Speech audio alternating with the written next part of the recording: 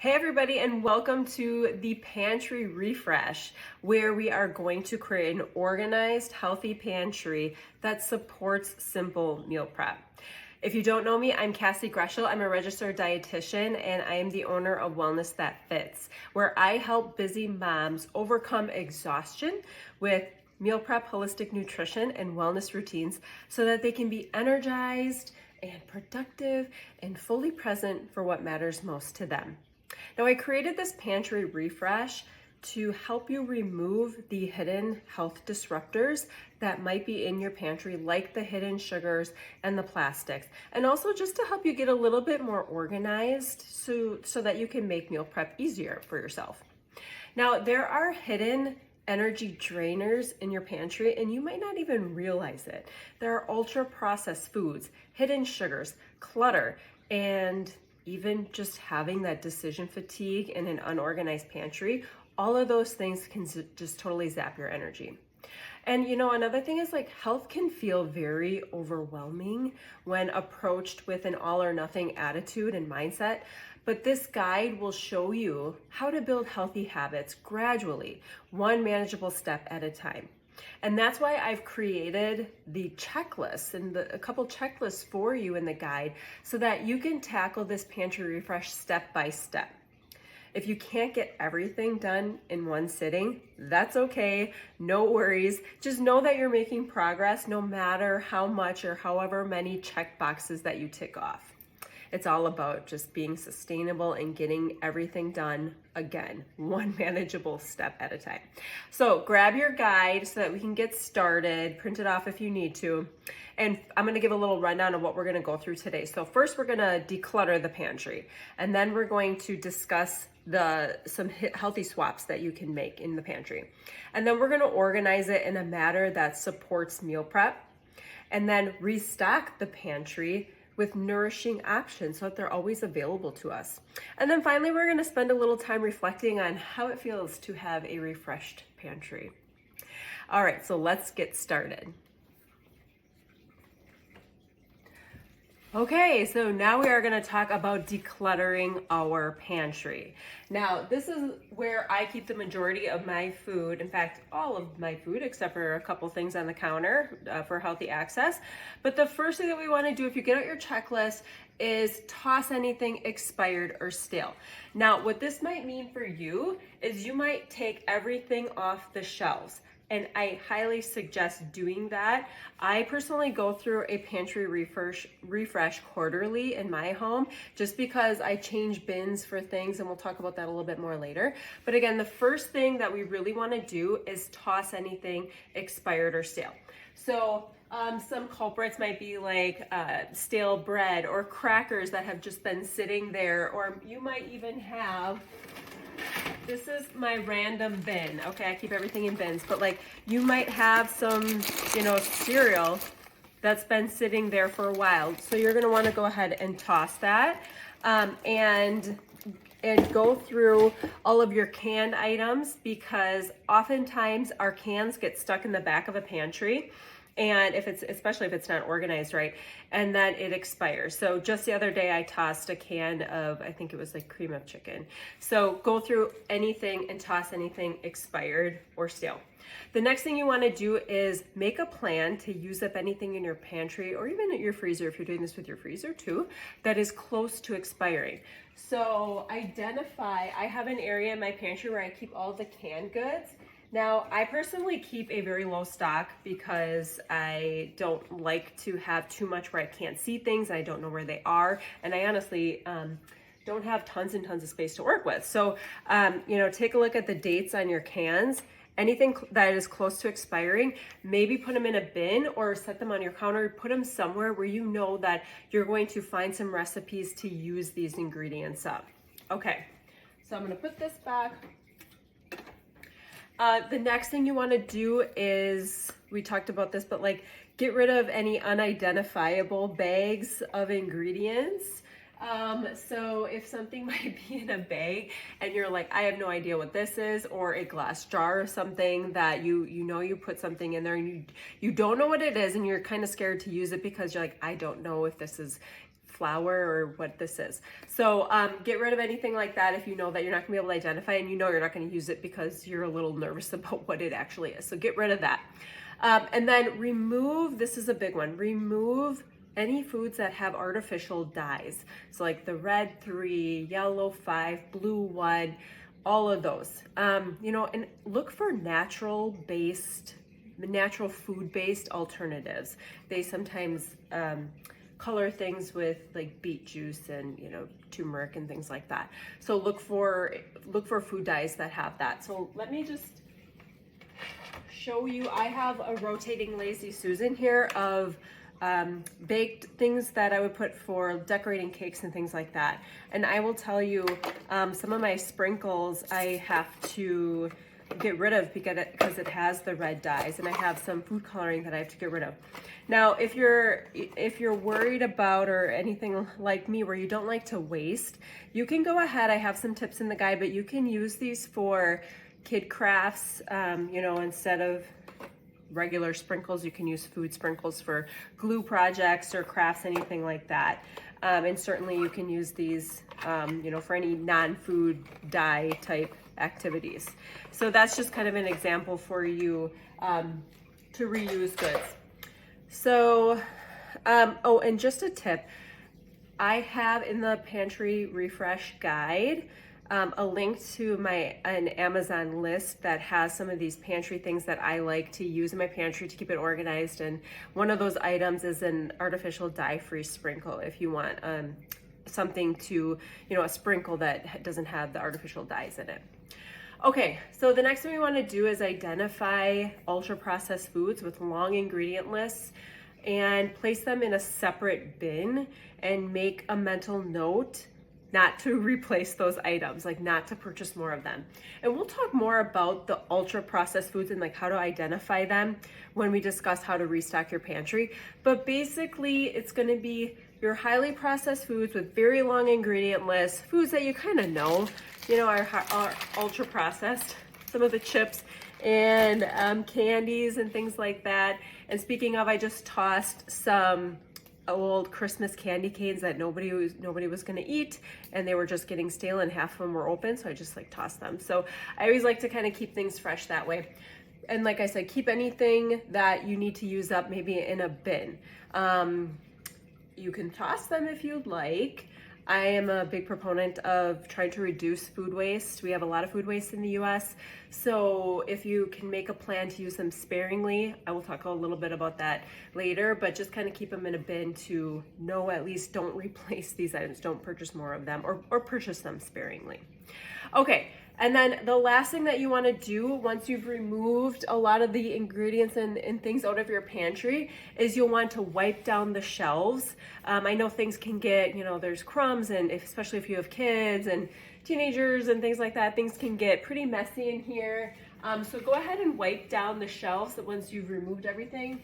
And I can already feel like just crumbs and things that build up, even though I try to refresh my pantry quarterly or more. So if you do have time, do like a deeper clean where you are washing the bins and things that you have, if you have them. And that's great too. But if you don't have time for that, just a quick wipe down is a great option. So at this point, you can pause the video if you need to, and we will continue on talking about the next steps. Like if you want to continue cleaning or do a deep clean, go ahead and pause the video.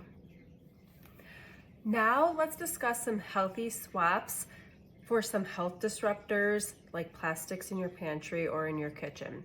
When it comes to cooking for your family, the materials that you use in your kitchen can impact your health in ways that you might not even realize.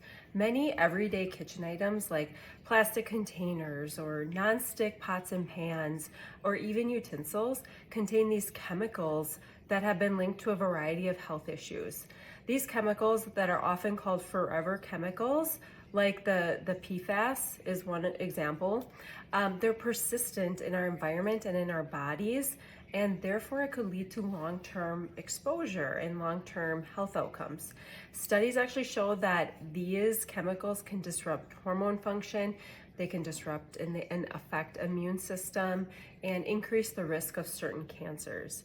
So kids especially are at risk and vulnerable to these chemicals, which can also affect their development. So where are these chemicals hiding in our kitchen, and what can we do about them? So one thing to keep in mind is you want to take a look at your cookware, think like your pots and pans, things that you cook with. Now, non-stick pans often contain these PFAS chemicals, which can leach into our food when it's heated, especially if you're using metal utensils to scrape the bottom. That material can get into your food. And another thing is plastic containers and storage containers. Many plastic food storage containers release harmful chemicals, especially when heated. So never heat food in plastic containers in the microwave to just reduce your risk of exposure. And then utensils. So plastic, I have some examples here because I had to pull some from my drawers. Plastic spoons and spatulas, and even like the lining on some of like canned goods can even contain BPA and other harmful chemicals. So let's take a look at, what we can, at our checklist, and so that we can determine how to make these healthier swaps. Okay, one thing that I found a few of in my kitchen, plastic cutting boards. These plastic cutting boards, actually studies have shown that the plastic cutting boards, when you cut on them, they can shed microplastics, which are these tiny pieces of plastic that can get into our food when we're cutting. And then studies actually estimate that we might be consuming 10 credit cards worth, like a purchasing credit card, 10 credit cards worth of plastic in a year that we're consuming just by using these cutting boards. And I mean, you can actually see the divots of knife cuts. And if you think about it, when you're cutting and chopping both ways, you start to release some of those little particles. And so take a look at the cutting boards that you're using, and just some alternates that you can use would be, they make some like silicone mats, but also wood, bamboo. Those are great options. Make them all readily available to you. These are bamboo, but I also have wood ones. And if you think about it, you might get some wood in your food when you cut, but your body knows what to do with that organic material, whereas it may not know what to do with those microplastics. So that's one way we can reduce plastic through cutting boards. Another thing, ditch the old nonstick cookware. And the nonstick, oftentimes there's a brand of Teflon, and that Teflon brand often uses the PFAS, and it used some other chemicals too that actually got discontinued.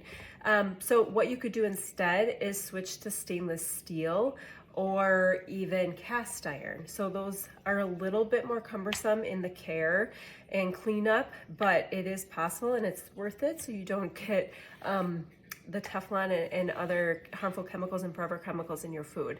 So if you do prefer nonstick options in cookware, there are tools and brands out there that specifically advertise being PFAS free. So just go ahead and look for those. I actually have a nonstick pan that is PFAS free, and they make a lot of them nowadays. So go ahead and look for those things.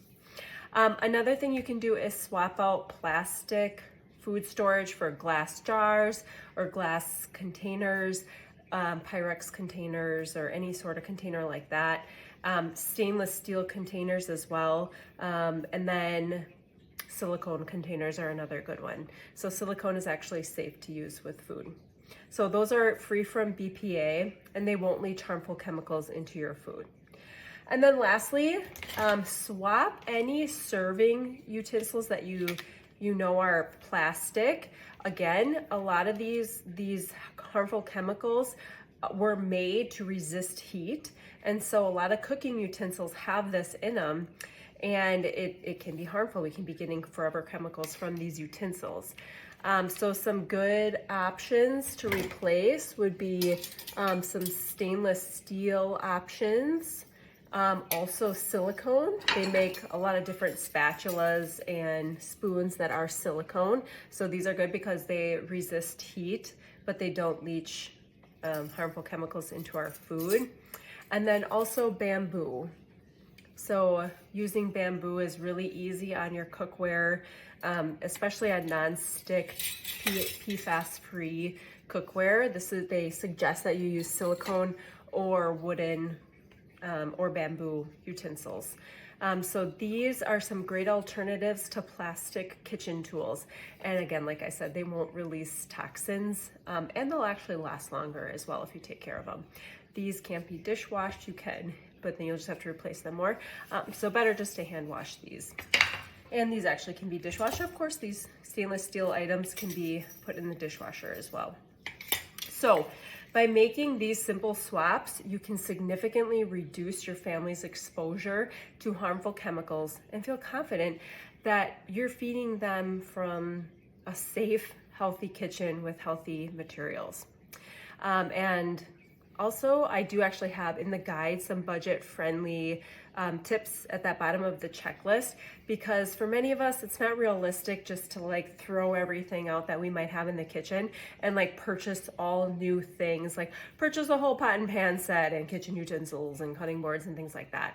So just go ahead and take a look at a few of the tips that I have, just so that you can start at least to make one small step at a time, one swap at a time, because small changes add up. All right, so now it is time to organize and discuss some strategies to set your pantry up to assist in meal prep.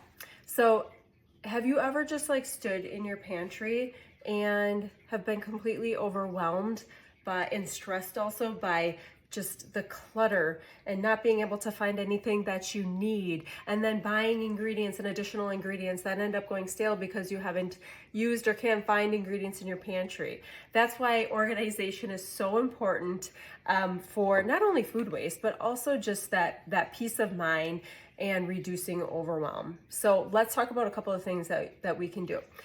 First of all, find bins or baskets, or even little metal mesh basket type things, or regular baskets that you can use to group foods or ingredients together.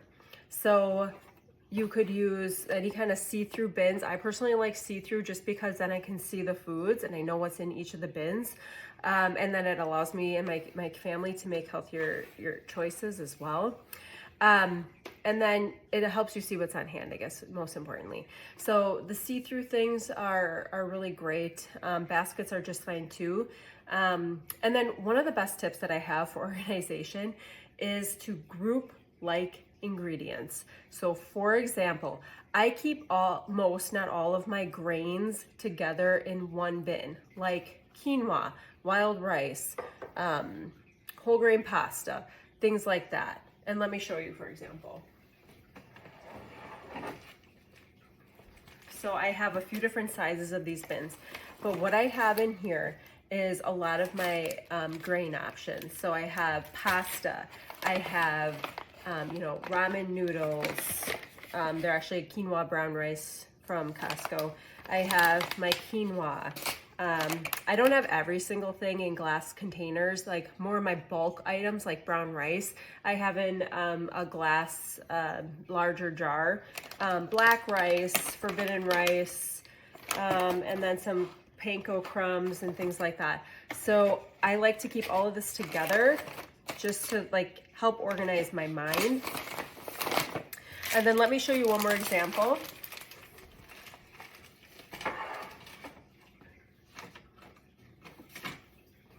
So I also like to keep my nuts and seeds together. Again, I do have some larger containers that I have for hemp and chia right in the forefront of my pantry because I use those items often for energy balls and other things like that.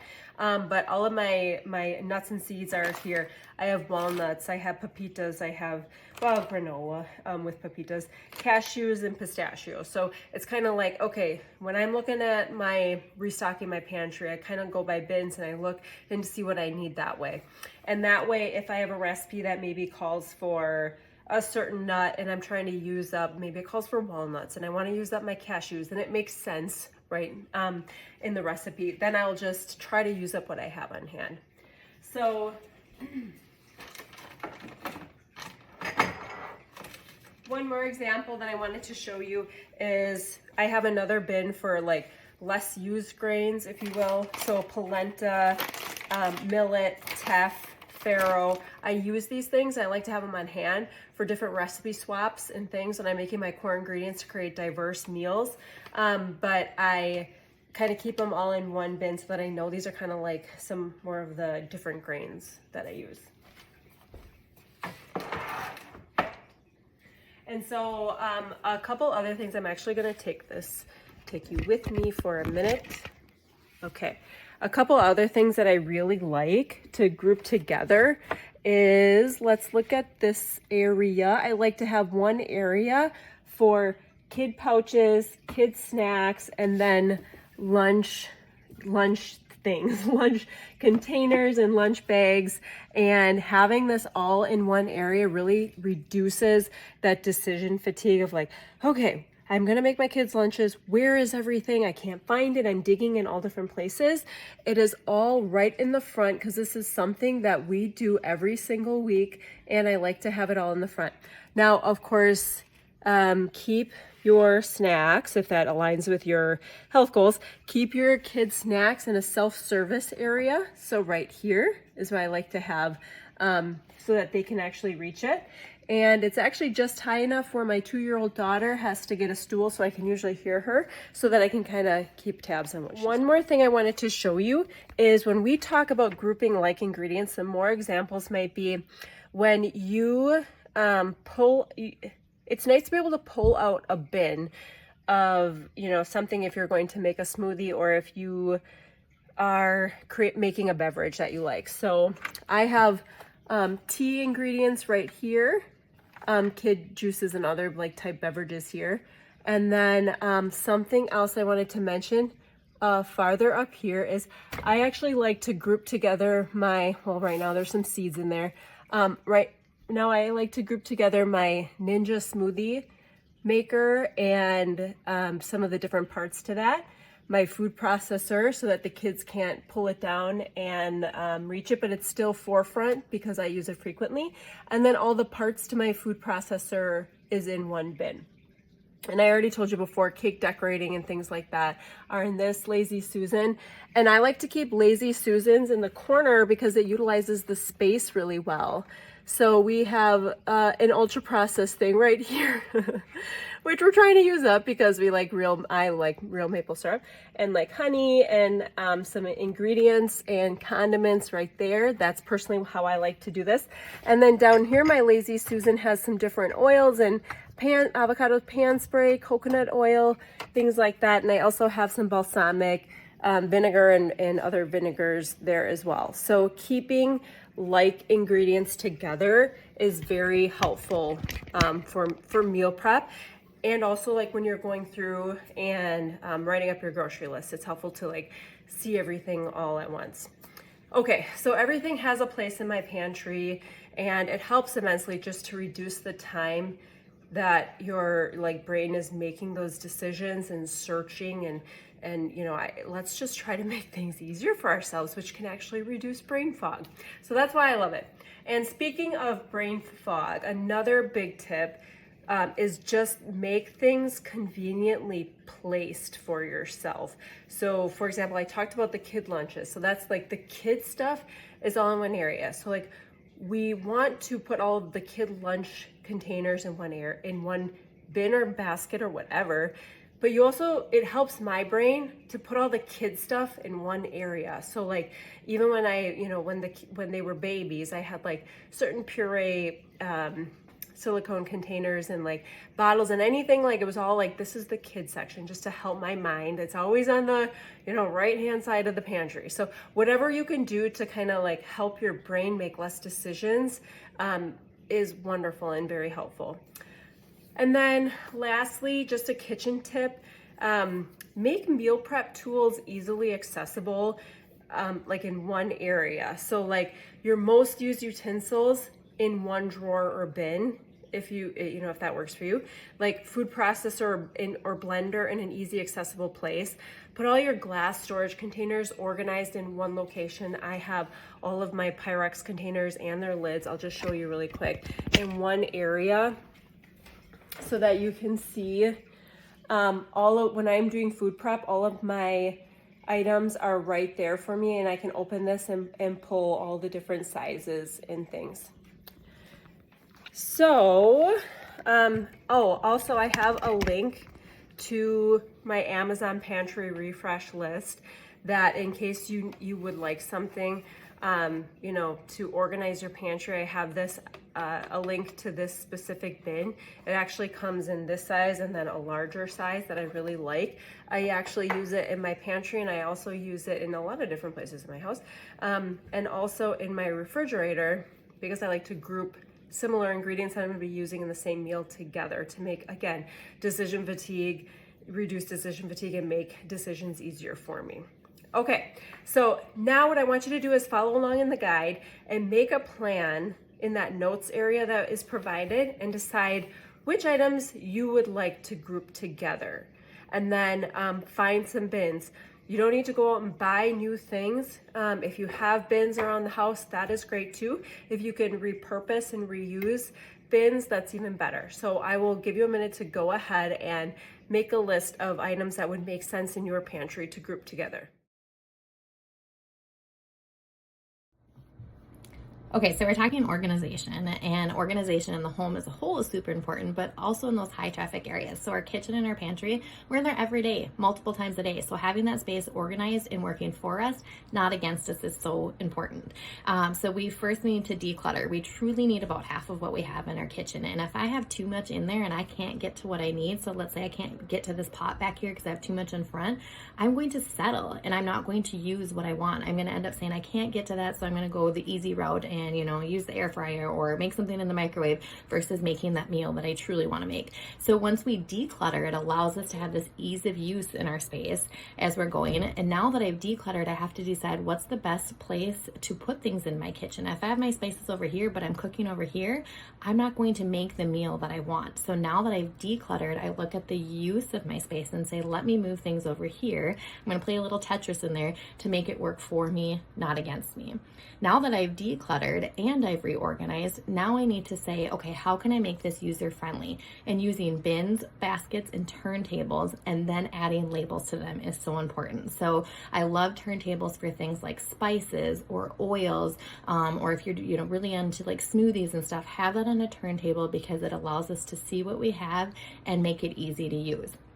If you're really into like salads or yogurt bowls or whatever it is, having each of those things together in a little bin is so key. So now I have all my salad stuff in a bin. Now I can take it to the counter and do my prep and then just put it back into the cabinet. So it makes it so it's user friendly and it maintains organization because I'm not going in to grab 5 separate things and try to carry them out. It's all together, easy to use. Then also think about the things when we have boxes of things in the pantry or whatever, 4 half open boxes, condense them down and get them into a bin labeled. So if I have my electrolyte drinks and I have my energy drinks just kind of all haphazard in the cabinet versus if I have them opened up into a bin and separated like with like, I'm busy, I'm running out the door, I need to grab something quick, I don't have time to shuffle through boxes. But if I can open the pantry door and I can see electrolyte drink or protein bars in a bin labeled, so as you're restocking the pantry, you just open the box and put it back into there. So another thing I'd recommend too is pulling down and in front what you need to use up, and anything new goes to the back. It's just kind of like at the grocery store, right? So maintaining that organization allows us to be able to use things up in a user-friendly fashion without having waste. So think about those every day. You're in the kitchen, multiple people, multiple hands, having that labeled, decluttered, and organized allows it to be just ease of use for everyone throughout the day. Okay, so next we will restock our pantry and discuss some healthy options in foods that we can have on hand to help you make those healthy decisions and especially set you up for that meal prep success. Because we know that if we have some good alternatives, we may choose those instead of having some of the packaged items. We're immediately probably going to choose those because they're easier. So let's stock our pantry with some healthy options so that it makes those decisions, making healthy decisions easier for us. Okay, so let's first talk about what is a processed food. I know I briefly talked about it in the very first checklist where I said put anything that's like ultra processed into a bin and just make a mental note not to either replenish it or just to like purchase sparingly. So let's talk about a little bit more about what that processed food is. So processed food is a food that's been altered in some way from its natural state. So even whole wheat flour, which we know is like whole wheat varieties are good, but even whole wheat flour would be considered processed because it's been ground down, right? And so like many foods are processed, but like what we're mainly concerned with are those ultra processed foods that have low nutrients and a lot of sugar. Ultra processed foods, examples, I guess. So some examples of the ultra processed foods would be packaged snacks like chips and cookies and crackers, instant noodles, instant soups, soft drinks, highly processed. Processed meats like hot dogs. Margarine is another highly processed food. Frozen meals are oftentimes highly processed. And then even breads that have really long lists of ingredients. We've all seen them. A lot of times they have a lot of ingredients and like sugars and things like that in the bread. And then one last thing is sauces and dressings. A lot of them are highly processed and have a lot of extra ingredients. And so we can still purchase some cleaner varieties of sauces and dressings, but you just have to be really aware and know what to look for. So and then the problem, I guess, with ultra processed snacks and food is that they lead to overeating because these foods activate the brain's reward system and really makes them hard to resist. So if you've ever like found yourself going after a package of cookies and you couldn't just quite find the way to stop, then that's probably why, because a lot of times these processed foods have a lot of sugars and things in it that make our brains wired to crave them more, especially if we are not filling our bodies with satiating foods, the foods that make us full, like fiber and proteins and healthy fats and things like that.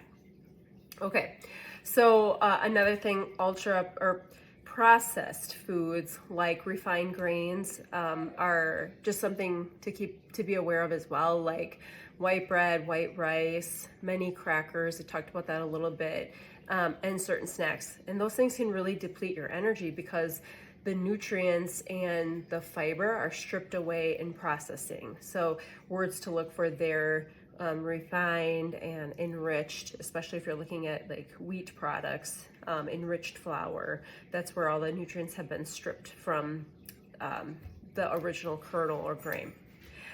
Okay, so what can we do? First, place any ultra processed ingredients into a bin, like I said before. And if you want to toss them, you can. However, like I mentioned before, food waste is a huge problem in our nation and our country. And so it's okay just to like make a point to eat those items sparingly. And really what's important is like pairing it with whole nutritious foods in order to use them up. Okay, so let's focus on what we want to stock in our pantry. Okay, so we want to focus on stocking our pantries with healthy snack options that have protein, fiber, and low or no added sugars. So if you look at your guide, you'll see some shelf-stable kid snacks and some maybe guidelines that you can follow to find some good packaged snacks that are suitable for kids. So one thing to look at is, like I said, no or minimal added sugars. This is very difficult to find. I know that. So I just want to bring to your attention that less than 24 grams of added sugars per day is the guideline for children 2 years of age and older. And so if you look at some common snacks and foods in general, but like take a look at a snack, it may have anywhere from 8 grams of added sugars to 17, 18. I've seen even more. And of course, like sugary things like ice creams and cakes and cookies and things like that have even more in it. And so if you're really looking at your child's diet or the things that they're eating throughout the day, you will quickly be adding up the added sugars. They may be getting something in the morning that's 6 grams of added sugars, and then at school they're getting another, if they're, depending on if you're making their lunches or not, but they might be getting an additional added sugar through a food or a snack. And then snack time, sometimes there are a lot of added sugars, and then they come home and they want a snack. And so like all of these grams of sugar, of added sugars, are adding up. And so that's why it's really important to be aware of what's in your pantry and the things that you are offering your child. So a couple guidelines to keep in mind, like I said, no or minimal added sugars. If you're being aware of what they're eating and you're making their own lunches and their breakfast and all of that, I would say like, finding a kid snack that's like 6-7 grams seems like a lot, because I'm saying no or added, but that's kind of what's on the market out there. That's actually a good snack on the market. And so that's okay, right? Like everything in moderation, but just be aware and start looking at a couple kid foods and ingredients, and like have an idea of the amount of sugar that they're actually getting throughout the day, and know that guideline is less than 24 grams of added sugars. So whole fruits as snacks are great. Nuts and seeds if your kid will eat it. And yogurt with just a little bit of honey. We're kind of getting off and out of the pantry, but just a couple ideas for kid snacks. A couple other things in the guide. At least 1 gram of fiber. That's going to be a sign of a decent snack. 3 grams or more is ideal, but I know, again, it's really hard to find. At least 2 grams of protein is really good for a snack, just to help with blood sugar control, because even kids need that, right? Like kids need to, have not their blood sugar skyrocketing. They need to have some protein to kind of keep it in line. And then no artificial dyes. That is another one. Okay, so let's talk about some adult shelf-stable snacks that are healthy and nice to have on hand in the pantry. So a couple guidelines, just like we went through with the kid snacks. No or minimal sugars, added sugars, I should say. And actually women, and now this ranges based on calorie needs, but women, a good guideline is that women should get less than 24 grams of added sugars per day. And then another good guideline for a snack would be to have at least 3 grams of fiber. Women need 25 to 28 grams of fiber per day. So kind of think about that in the meals that you're eating, and are you getting enough fiber in the meals? And then why it's also really helpful to have some fiber in your snacks, because likely just like women in the US are not getting enough fiber. And so just kind of take a look and be aware of where the fiber is all going to be in your meals and then in snacks that you eat. So try to aim for snacks that have like 3 to 5 grams of fiber. And then for protein, at least 5 grams of protein. There are a lot of snacks out there that have much more, especially if you go with some fresh snacks like Greek yogurt and dairy products and things like that. But just as like a pantry, we're on Pantry Refresh right now, so we'll talk about a couple snacks. So trail mix is always a nice one to have on hand. In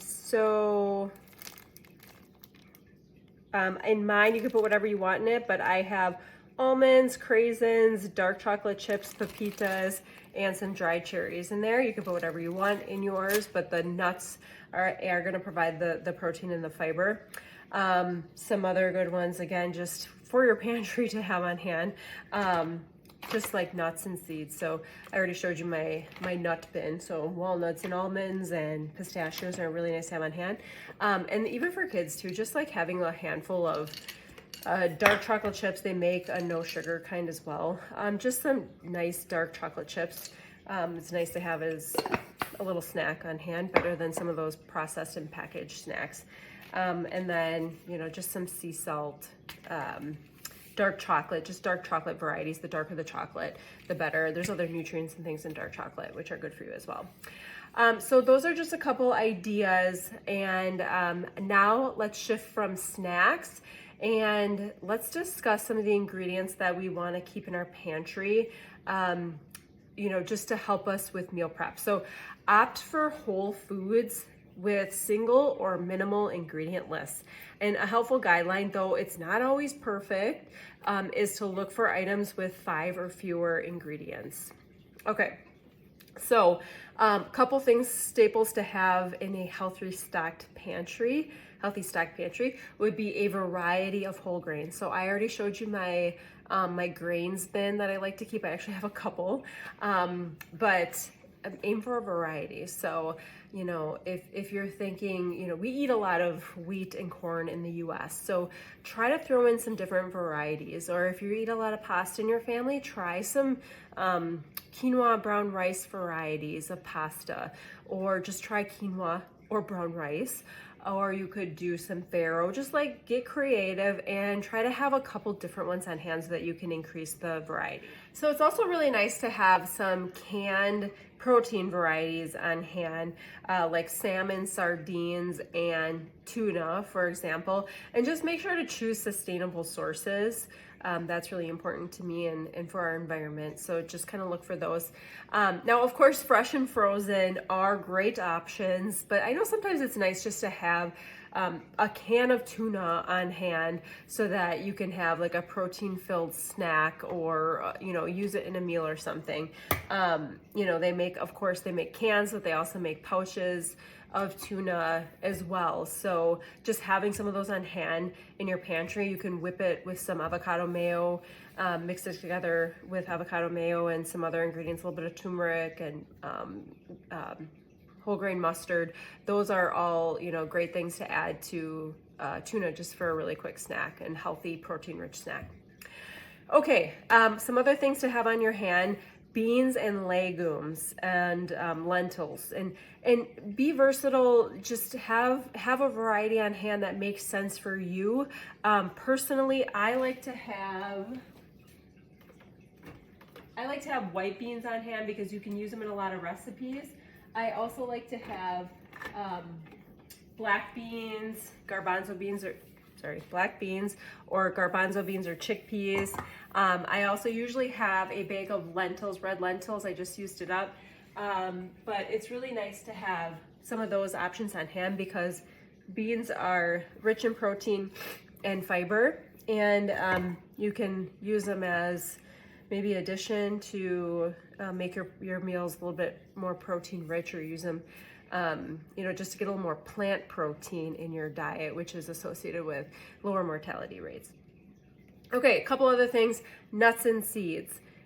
Chia, hemp hearts, flaxseed, almonds, pepitas, walnuts, any of your favorite nuts. Maybe keep a rotation of those. You can use these nuts and seeds in energy balls. You can use them in trail mix to top salads. You can use them in baked goods and also in chia pudding. So I had mentioned this before. I don't keep these in a bin because I use them so frequently. Chia seeds on the bottom, hemp hearts. So I always have these really accessible in the front in my pantry.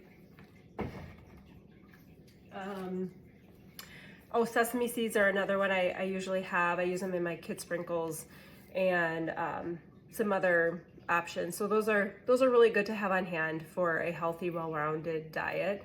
And then other meal prep essentials that I like to have: canned pumpkin is great, like pure 100% pureed pumpkin.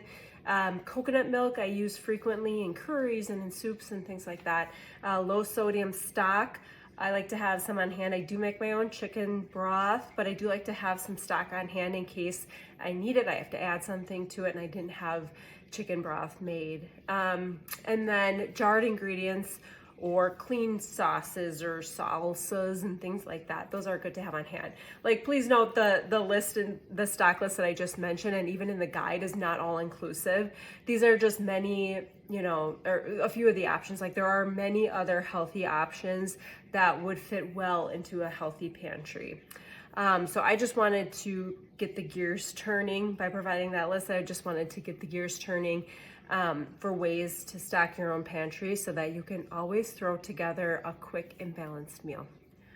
Now that we have gone through the checklist, we get to spend a little time reflecting on how it feels to have a refreshed pantry, ready to assist you in making nourishing meals and snacks for your family. Now take a moment. How do you feel to open your pantry and see everything in its place? Just think about like the peace and the peace of mind that comes with knowing that you have exactly what you need on hand. You've restocked. you have made those healthy swaps, and how much you've saved, like avoiding those impulse purchases because you know where everything is. Like everything is in its place in the pantry. Now, I want you to imagine beyond the pantry. Like, what if your entire kitchen was an organized and efficient place, just like your refreshed pantry, like the whole kitchen? Picture this. You have not only your full pantry and your freezer essentials list and a stock, checklist and recipes to use up all the items in your pantry and your freezer, but you also have quick and easy meals that are ready to go. You have no more last minute decision fatigue because you have a plan for dinner time. You get back 3 hours of your time each week because you've meal prepped. And you can get that time back and do what you want with it, whether it's self-care or spending more time with your family or whatever it might be. And you have a step-by-step blueprint for creating these flexible and diverse meals. And lastly, you have the science-backed, created by a dietitian, science-backed meal planning method that ensures that the foods that you are eating and the nourishing meals that you're making are associated with long-term health outcomes. They're going to be nourishing to your family. If you're thinking about this and you're kind of nodding your head along to everything I'm saying, and you're thinking about all the things in this like picture that I just painted for you, maybe you are ready to take the next step. So if you love how it feels to have this refreshed pantry, then you're just a few steps away from making your whole kitchen, fridge, and freezer work for you and for your family. If you love how it feels to have a refreshed pantry, this is going to be for you. Your pantry refresh is just the beginning. Let's create a kitchen that works for you and not against you. It doesn't create overwhelm and stress and fatigue and all that decision fatigue. It's working for you and with you, and it's organized. I want to invite you to join my Busy Mom Meal Prep course, where you'll learn not only how to organize your pantry and more tips towards that, but how to organize your kitchen and how to be efficient in the kitchen to turn your core ingredients that you prep into nourishing, healthy meals all week long. Now, I'm not talking about meal prepping the same 5 lunches all week long or any of that boring stuff, right? Where you get sick of eating the same thing. I teach how to prep core ingredients to create diverse and flexible meals that work for you and your busy schedule. I know your life is busy. Mine is as well. It's important to me as a dietitian to create variety in my meals and to eat the rainbow, like eat, foods that have different colors because they're associated with different antioxidants. But oftentimes in the past, I would spend so much time in the kitchen, like an hour every night, prepping these healthy, nutritious meals. And I was missing out on family time and self-care and just, quite frankly, my life, just missing out. So I knew something had to change, and I knew there was another way to create those healthy meals for my family and to cut down my time spent in the kitchen. Like, don't get me wrong, I love being in the kitchen. I love creating healthy meals, but I was like missing out, especially when my kids were asking me to play with them or to help with homework. I just knew I had to decrease my time in the kitchen, and I couldn't give up the nourishing meals. So that's when I started meal prepping those core ingredients, like I said, to create diverse and flexible meals. Now I actually spend half the time in the kitchen, and it's not always at one time. Like sometimes I have the time to maybe spend an hour and a half or 2 hours on a Sunday meal prepping for the whole week, which by the way is cutting way down on the time. But sometimes life is really hectic, and sometimes I might have an hour on a Sunday and maybe a half an hour on a Monday, and then I use that time to prep for the whole week. And the best part is you don't have to learn an entire system and implement it perfectly in order to see the results. In my course, I have a cheat sheet of easy, foolproof things that you can do to start meal prep now, like today. Rome wasn't built overnight, and it takes time to build those healthy habits. And if you do it the right way, those habits can become sustainable. And that's what really matters in health.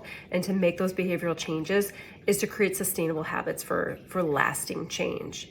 Now, I know you want to feed your family and yourself nourishing meals, but you don't want to spend your whole life and all your time in the kitchen. And I couldn't agree more. So imagine your week running smoothly with healthy meals ready to go, with more time and energy for yourself, for your family, and the things that you love to do. So no more last minute decision fatigue or scrambling at dinner time, because we all have been there where everyone's like, what's for dinner? And you're like, please stop asking me that. And so it's all taken care of because you have planned and prepped ingredients and core ingredients ahead of time, and you have a plan for your week. And then master meal prep in a way that's easy and flexible and fits into your busy life and schedule. So look no further for simple meal plan ideas and meal prep ideas and strategies and a meal plan for healthy eating. Check out the link in the guide to enroll in my Busy Mom Meal Prep course so you can have a game plan for nutritious meals. Cut down on all those carry-out meals and all the money that you're spending on carry-out, and cut your time in the kitchen in half. And finally, get back to doing what you love. So I hope to see you inside the course.